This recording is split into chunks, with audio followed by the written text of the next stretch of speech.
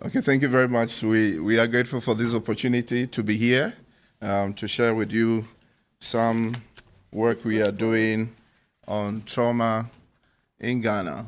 I'm in Ghana, just started a trauma healing program just about 2 years ago, and so we are quite young in this program, but we can recollect some initiatives that were done some few years ago, about 10, 15 years ago by SIL Ghana in developing the trauma program. And so we have two programs in the trauma healing. We have the classic and we have the story-based program. And the classic, we have it in the churches and natural groups, like the prisons, like schools and churches, natural groups. But the story base is actually one program which is quite new to us and in a particular context, and we'll be sharing with you very soon. And so these are women, we call it the Story-Based Trauma Healing Vulnerable Women Project. And I'll just tell you a little bit about why they are vulnerable. A brief overview about where the project is in Ghana. It's in the northern region of Ghana. And we have hundreds. This project is targeted at women who have been accused of being witches, and in the sense of men being wizards. And the northern region is not too developed. Quite a lot of Muslim population. We have about 5% Christianity, but Ghana's Christian population is about 71% of the population. But in the northern part of Ghana, we have a strong presence of Muslim there. And the Muslim religion has weaved so much into the traditional setup. And so sometimes if you are not even a Muslim, you want to identify yourself as a Muslim. And so this program, the story-based program, is targeted towards these ladies. And what happens is that these ladies are accused for one reason or the other. If somebody has a dream and thinks that I saw a lady in my dream consistently, and because I saw her consistently and it is linked to probably a certain challenge in my life, I just go up to the community leader and speak to the community leader and say that I keep seeing this particular woman in my dream. And so I think she's a cause of whatever I'm going through. The woman will be brought before the community leader, and whatever process they take her through, she will be proclaimed either as a witch or not a witch. If she's proclaimed as a witch, what happens is that she will be maltreated.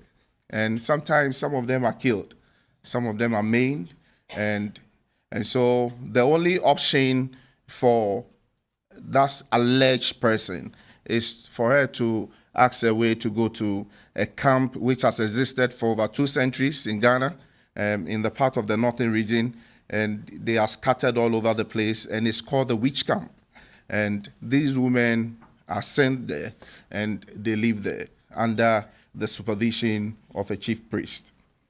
And averagely, you find between 50 years age for a woman there. And usually when they get there, they will go there with either their family. Sometimes when they are moving, immediate person of the family will follow and might also stay with her or not, or the woman alone. And when she gets there, she has to build her own hut to stay in with the assistance of other inmates in the place. So the camp become like a safe haven for most of them. Conditions in the camp, quite worrying. Sometimes they have to walk a distance to go and get water. Sometimes they have to be at the mercy of the chief priest to get food. Basic health facilities is a challenge. I told you they have to build their own home. So you can see a lady there quite elderly, very weak, poor clothing. So sometimes we have to organize clothes for such ladies.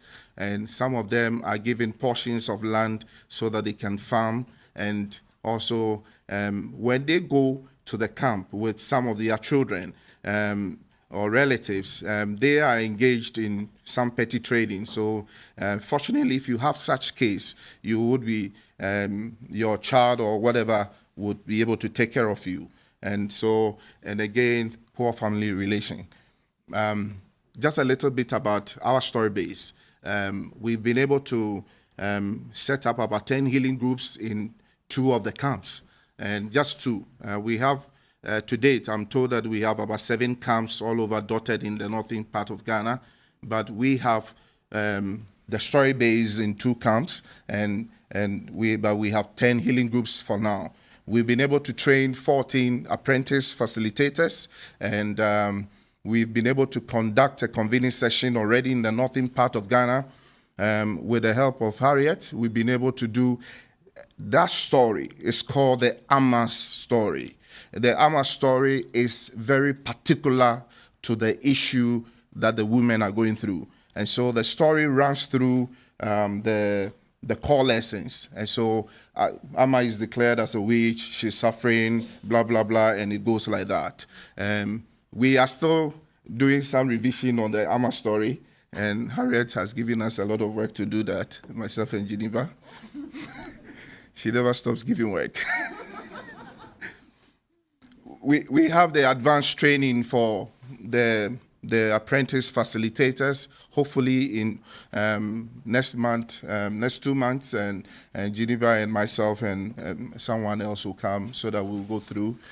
We are yet to translate the booklet into the local languages, and also we've done the recording, but we are thinking that this particular story can be put in an audio form so that it can meet the needs of the general northern population, because I mean the issue keeps recurring, and so there must be some knowledge about what is going on, and especially for those who normally accuse these ladies. Before Storybase came to the northern part of Ghana, we have interventions by social partners. They come with social interventions, I mean, providing housing facilities, giving some of these ladies some helps to, I mean, social intervention by some of their social groups. And then we have local church visits. I mean, the camps are within communities. So we have churches around the communities that do visit those camps and then give them prayer and counseling. And then we also consistently, the government, sometimes this is a scar to, the government. And so every time and every year, the government is trying to find ways and means to close the camp. But anytime there's a decision to close the camp, social actors are always very active. Their voices are so loud, don't close the camp. Because if you close the camp, these ladies will not have anywhere to go. If you have not been able to prosecute, if you have not been able to deal with the accusers, why do you close such a camp? Because if you close them, we are going to have more ladies being killed. And so social actors are always fighting against the government from closing the camp, because the place become almost like a safe haven for most of them. And then also we've had some of these social actors very loud on protection rights and also prosecution of offenders. So when it comes to the notice and those actors hear about it, they raise a very loud cry on it. So that is about it. So we've done quite a few work, we are quite young in it. But I have some few stories I want to share with you. And this is Nimba, and she was accused to have blocked all effort for a family member to be successful. And the family member just saw her in the dreams and made the allegation. And because of the allegation, she was pronounced a witch by the community and was beaten. And so she requested for the family to send her to the camp so that she wouldn't be beaten to death. And when I mean, in their own words, I want to prove my innocence, because when we speak to the chief priests in this camp, they claim that when you come to the camp also takes you through a process of verification, whether you are a witch or not a witch, and you are given something to drink, and if you drink and you behave in a certain way, then you are either one or not. But the chief priest always tells us that about 85% of them that comes to the camp are not what they are alleged to be. So this woman said, I want to prove my innocence, and eventually was proved innocent by the priest at the camp. And she's been living with deep hurts, and also blaming always the family members, because when you have your family member taking you to the community leader saying that you're a witch, that is very hurtful. And she feels her life is nothing. But when she joined the healing group, she started a process, a part of new beginning. And she's forgiving herself and her family members, and she says that I've forgiven them all. We have Mercy's forgiveness journey. Strangely, Mercy was quite young when she came to the camp. And usually you find the elderly going to the camp, but this time we had a young lady. And Mercy was pregnant, and when she was cast out of a village because her rival blamed her for being the cause of her burying. Rival is co-wife. Co-wife. You know, the man has married too, and Mercy probably appears to be the first wife. And so the co-wife was not giving birth, and Mercy is pregnant, and so you are the cause of it. Or maybe she could be the first. And her husband also abandoned her, and when the rites were performed, she was indicated as a culprit. And so she became terrified, and after being lynched almost, she was brought to the camp. With the help of the inmates, she delivered a baby boy. So that is an arrow there, and you can find her. And she attempted suicide on 2 occasions because she can't understand why she's here and why she should be accused for her rival's childlessness. So the healing group actually helped her, Mercy, to speak out her pains and also embrace the path for new beginning. And it's not easy, but I've forgiven them for my own good. I feel human again. She came to the camp 3 decades ago with her 2 children. She was accused by the community of killing a young boy with sickness. And she was found guilty. She's felt stigmatized, discriminated, neglected, abandoned, and even loss of dignity, coupled with depression. And the church has done what they could, but her case remained the same. So when she joined the healing group, I mean, she could say that I feel like a human being again. So these are some of the issues we have identified in Ghana, especially in the northern part where the story base is going on. And strangely enough, we got a comment from a young man who said that if they release his mother from the camp, he would even kill the mother on the way back.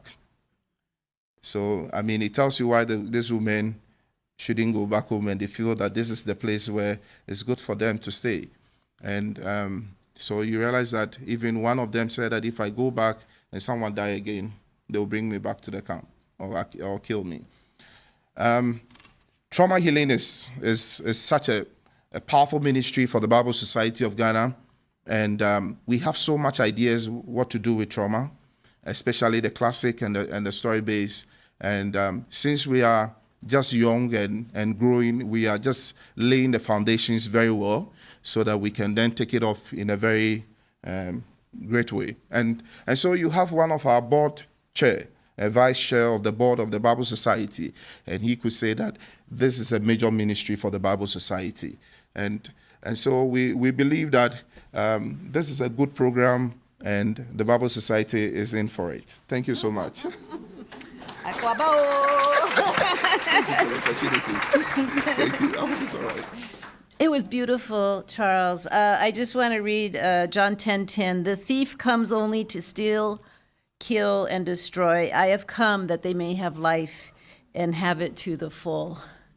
And it's this contrast. I mean, how many ways can you steal, kill, and destroy? We've heard lots of them. So let's be agents of the other part of the verse, to give life abundantly.